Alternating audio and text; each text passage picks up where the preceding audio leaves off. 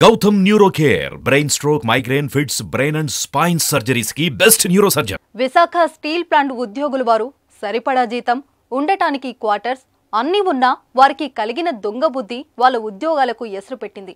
ఏంటా దొంగ బుద్ధి?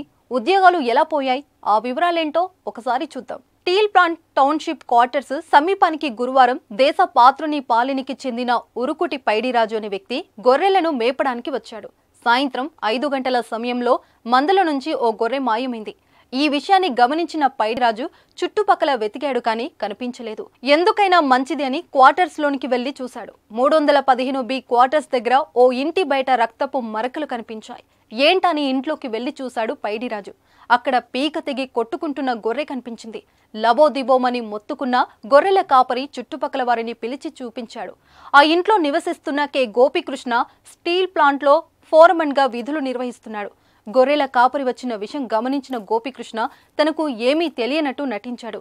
కానీ స్థానికుల సహకారంతో పైడిరాజు పోలీసులకు ఫిర్యాదు చేశాడు. సంఘటన స్థలానికి వచ్చిన పోలీసులు తమదైన శైలిలో విచారించారు.